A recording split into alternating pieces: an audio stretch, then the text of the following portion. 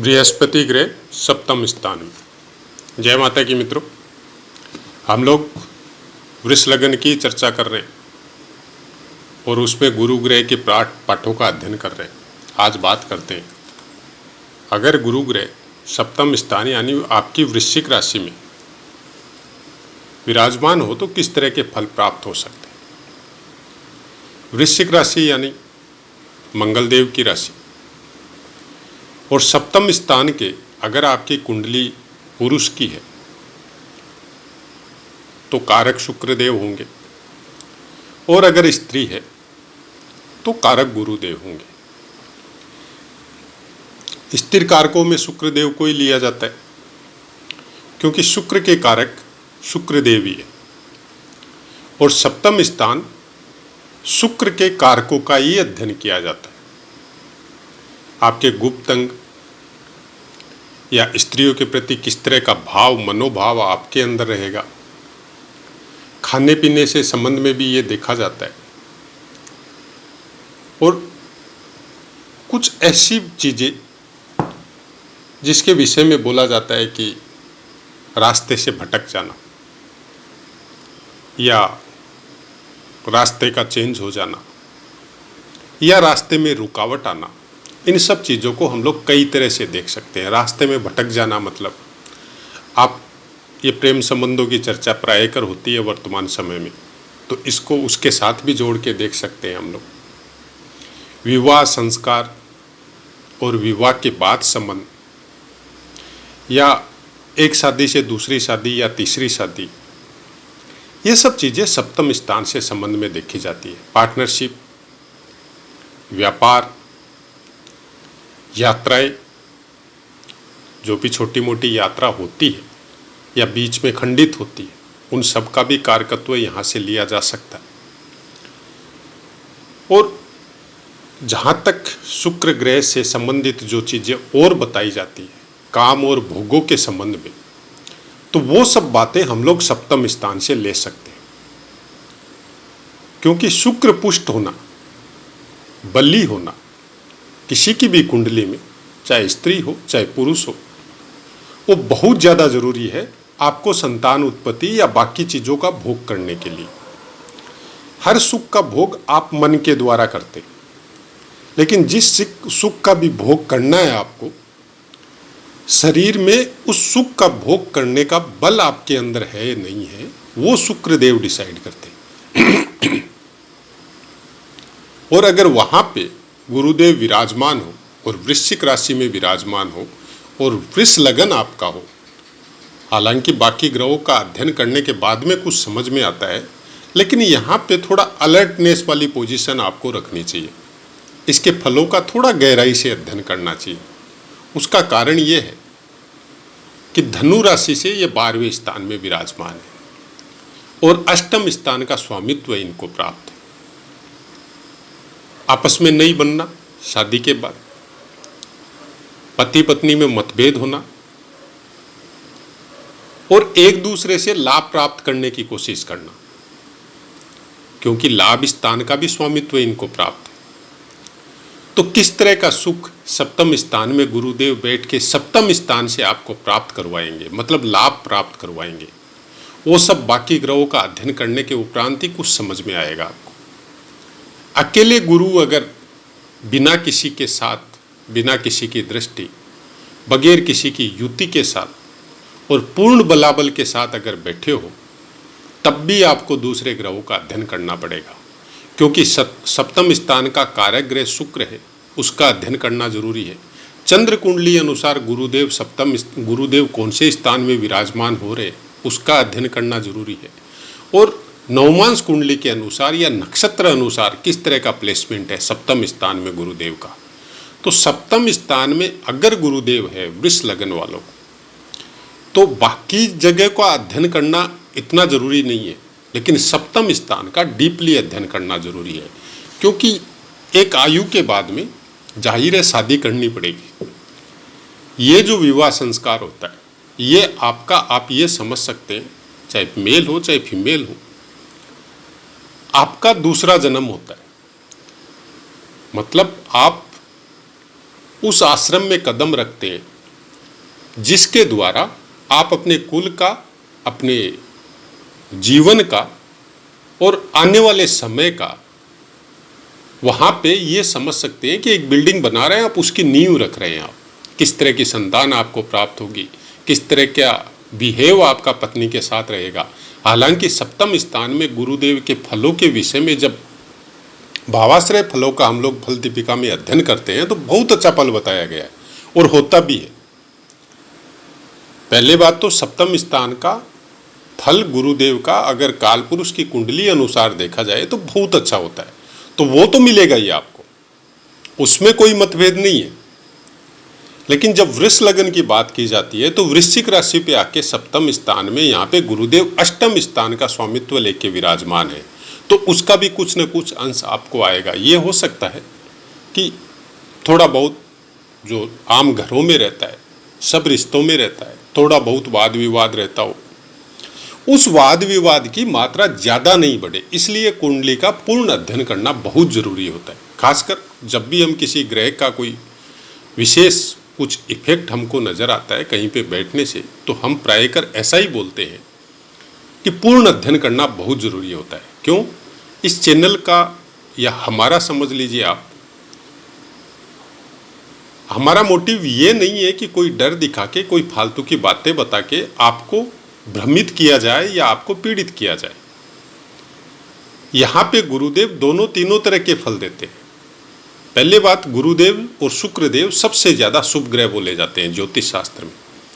ये जहाँ भी विराजमान होते हैं, शुक्रदेव से भी ज़्यादा शुभ फल गुरुदेव के प्राप्त होते हैं, और गुरुदेव जहाँ भी विराजमान होते हैं वहाँ के फलों में शुभता की मात्रा ज़्यादा होती है, अशुभता की कम होती है।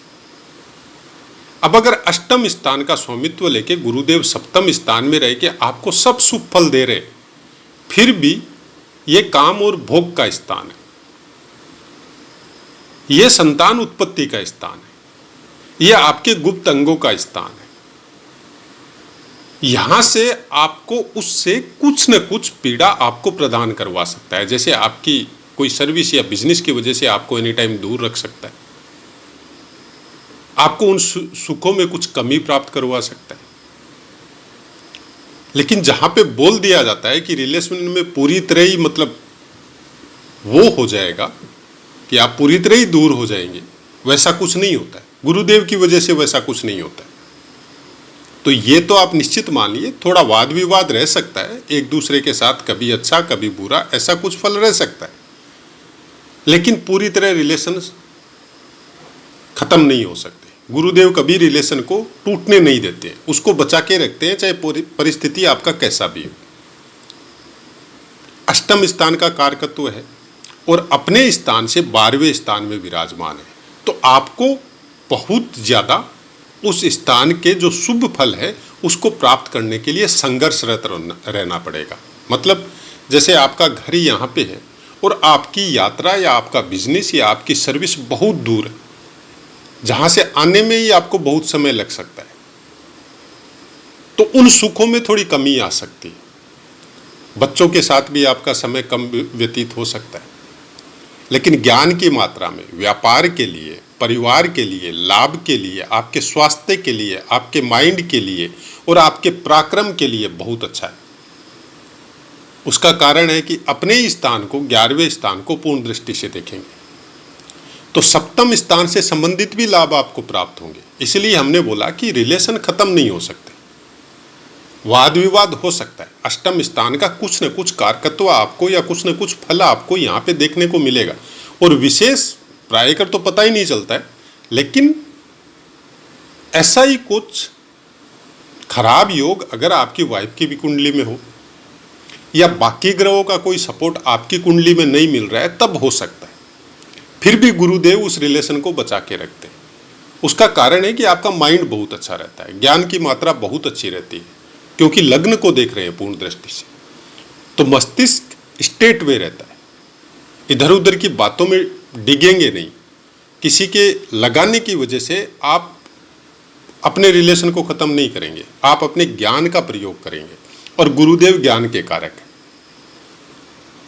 एजुकेशन के लिए बहुत अच्छा है, ज्ञान के लिए बहुत अच्छा है। कोई भी व्यापार करेंगे या सर्विस करेंगे उसमें लाभ के लिए बहुत अच्छा है। अपनी उच्च दृष्टि से या उच्च राशि को गुरुदेव तीसरे स्थान को देख रहे हैं, तो पराक्रम आपका बहुत अच्छा रहेगा, लोगों को समझाने का तरीका बहुत अच्छा रहेगा। आप पराक्रम का मतलब ये नहीं है कि आप गुरुदेव पराक्रम स्थान को देख रहे हैं तो आप मतलब बाहुबल के द्वारा या अपने शारीरिक स्वास्थ्य के द्वारा उस तरह का पराक्रम करेंगे, नहीं। हर ग्रह का अपना एक कारकत्व है। गुरुदेव बल के कारक नहीं है, गुरुदेव ज्ञान के कारक है। तो अपने ज्ञान के अनुसार लोगों को समझा के अपनी तरफ करेंगे। मित्रों से संबंध हो, पारिवारिक रिश्तों से कनेक्टेड हो, या गांव समाज में इनका फ्रेंड फॉलोइंग समझ सकते हैं आप, या इनका सम्मान करने वाले समझ सकते हैं। कुछ ऐसा काम इनका हो सकता है जो धर्म के संबंध में हो, जो ज्ञान के संबंध में हो। कुछ मंदिरों में पाठ पूजा से संबंधित भी काम हो सकता है, चंद्रदेव की स्थिति देखनी पड़ेगी। यहाँ पे ज्योतिष से कनेक्टेड भी काम हो सकता है आपका, क्योंकि अष्टम स्थान से 12वें स्थान में, अपने स्थान अष्टम जो धनु राशि है उससे 12वें स्थान में। तो जब आप उस लाइन में जाएंगे तो जाहिर है वहाँ जितने भी ज्योतिष का जो सीरियसली अध्ययन करते हैं या उस चीज़ को समझते हैं, तो कुछ न कुछ परिवार में उनको सिस्टम में कुछ न कुछ तकलीफ जरूर नजर आती है। उसका कारण है बाकी परिवार के सदस्य उन चीज़ों को नहीं समझते हैं। जिस चीज़ को या जिस ज्ञान को आपने डेवलप कर लिया वो आपसे बहुत नीचे, तो वो रोजमर्रा की लाइफ, भोगों के संबंध में, परिवार में धन के विषय में या अपनी इच्छा पूर्ति के विषय में बातें करेंगे और आप उनसे बहुत दूर चले गए। तब वो फ्लेक्शन चालू हो जाता है। यह एस्ट्रोलॉजी की एक विशेषता है कि जो भी इंसान एस्ट्रोलॉजी के विषय में विशेष ज्ञान रखता है, हाँ, अगर उसने एस्ट्रोलॉजी को केवल धन कमाने का जरिया बना लिया तब परिवार में कोई फ्लेक्शन नहीं है। लेकिन उसने अगर ज्ञान का प्रादुर्भाव या अपने ज्ञान को बढ़ाने के लिए या और चीज़ों को, अध्यात्म को डेवलप करने के लिए एस्ट्रोलॉजी यूज करने लग गया, तब थोड़ा प्रॉब्लम आता है परिवार में, क्योंकि बाकी जो सदस्य है, बाकी जो परिवार में मेंबर है उस चीज़ को नहीं समझते। अष्टम स्थान से स्वामित्व लेके जब उससे द्वादश कोई बैठता है, सप्तम में बैठेंगे, तो आपका जो पार्टनर है उसको भी कुछ न कुछ अलग टाइप का नॉलेज हो सकता है, ये भी हो सकता है। बाकी वरक कुंडली या बाकी पूर्ण कुंडली अध्ययन करने के बाद में ही पता चलेगा, क्योंकि गुरुदेव को अगर देखना है तो आपको चंद्रदेव और बुध का पोजीशन वर्तमान समय के अनुसार देखना बहुत जरूरी है। राहु केतु शनि बाद का विषय है, लेकिन चंद्रमा आपके मन का कारक है और बुद्धि और विवेक का कारक आपका बुध है। ये दोनों अगर अच्छी पोजीशन में है तो बाकी कितने भी ग्रह कौन से खराब फल दे रहे हैं उनको आप मैनेज कर सकते हैं। वृश्चिक राशि है, वृश्चिक राशि के अंतर्गत विशाखा नक्षत्र का चतुर्थ चरण आएगा फर्स्ट में। उसका स्वामित्व गुरुदेव के पास है। यहाँ पे अगर गुरुदेव विराजमान होते हैं आपके सप्तम स्थान में तो बहुत शुभ फल नजर आएंगे। आपकी शादी आपसे भी उच्च कुल में हो सकती है। आपकी पत्नी बहुत अच्छी सहभागिनी, आपकी जीवन पर्यंत आपके साथ रहेगी, आपकी बातों को मानने वाली रहेगी। ज्ञान के मामले में भी कई बार आपको भी उससे राय लेनी पड़ेगी। तो ऐसा कुछ फल गुरुदेव का यहाँ प्राप्त हो सकता है। प्रॉब्लम आ सकती है अनुराधा नक्षत्र में, क्योंकि वृश्चिक राशि के अंतर्गत अनुराधा नक्षत्र के चारों चरण आएंगे। उसका स्वामित्व शनिदेव को प्राप्त है। हालांकि वृष लगन वालों के लिए शनिदेव अच्छे, त्रिकोण का स्वामित्व है और दशम स्थान का स्वामित्व है, लेकिन अनुराधा नक्षत्र भी बहुत अच्छा नक्षत्र है। लेकिन शनिदेव की पोजीशन आपको देखनी पड़ेगी। शनिदेव की अगर दृष्टि इन पे आती है तो बहुत अच्छा है, इनकी दृष्टि अगर शनिदेव पे जाती है तो बहुत अच्छा है। लेकिन कुछ अध्यात्म की मात्रा पारिवारिक जिम्मेदारियों से ज्यादा हो सकती है। कुछ धर्म के विषय में या लोगों का भला करने के विषय में पारिवारिक कर्तव्यों से ज्यादा उसका निर्वहन कर सकते हैं। हालांकि अगर हम लोग अपनी जीवन यात्रा के विषय में सोचें या पुराण या वेदों के विषय में सोचें तो ये बहुत अच्छा योग है। लेकिन सांसारिक विषय में सोचें, आज के समय के विषय में सोचें तो प्रायकर ऐसे आदमियों का मतलब इतना कोई वो प्रभाव नहीं देखा जाता। जो भी लोगों का भला करने के लिए तत्पर होते हैं, अपना भी अपनी पॉकेट से लुटा के किसी का भला करते हैं, खुद के पास कुछ नहीं है, तो कोई संभालने वाला नहीं मिलता है। लेकिन उसका मन बहुत अच्छा होता है। ऐसे इंसानों के दुश्मन नहीं होते। कोई इनका हेल्प मत करो, लेकिन देव योग से इनको हेल्प ऑटोमेटिक मिलती रहती है। उसके बाद में ज्येष्ठा नक्षत्र के चारों चरण आएंगे, जिसका स्वामित्व बुद्ध देव को प्राप्त है। बुद्ध देव भी त्रिकोण के स्वामित्व लेके हैं, पंचम स्थान का स्वामित्व है, दूसरे का भी है। बुद्ध देव की पोजीशन क्या है, आपकी कुंडली में किस तरह से विराजमान है, उसी अनुसार गुरुदेव के फल भी यहाँ पे ऐड और लेस होते जाएंगे। नवमांश की बात करें, 3.20 डिग्री तक कोई भी ग्रह अगर वृश्चिक राशि में रहता है तो वो कर्क के नवमांश में रहेगा। 6.40 डिग्री तक होने से सिंह के नवमांश में रहेगा। 10 डिग्री तक कन्या के नवमांश में रहेगा। 13.20 डिग्री तक तुला के नवमांश में रहेगा। 16.40 डिग्री तक वृश्चिक के नवमांश में रहेगा। 20 डिग्री तक धनु के नवमांश में रहेगा। 23.20 डिग्री तक मकर के नवमांश में रहेगा। 26.40 डिग्री तक कुंभ के नवमांश में रहेगा और 30 डिग्री तक मीन के नवमांश में रहेगा। अंश बल समराशि है। प्रथम 6 अंश तक मृतावस्था, 12 अंश तक वृद्धावस्था, 24 अंश तक कुमारावस्था और 30 अंश तक बाल्यावस्था। वृश्चिक राशि सप्तम स्थान गुरुदेव प्लेस होते हैं तो शादी अर्ली एज में हो सकती है। हालांकि अभी नियम कानून वो एक अलग मैटर है, तो उसके अनुसार भी हम लोग ये समझ सकते हैं कि 24-25 मैक्सिमम है, तब तक आपकी शादी हो सकती है, अगर बाकी ग्रह का कोई विशेष इफेक्ट नहीं होता है। क्योंकि गुरुदेव कोई शादी में डिले नहीं करवाते हैं आपकी, और शादी भी अच्छे घर में अच्छी पत्नी के साथ आपकी हो सकती है।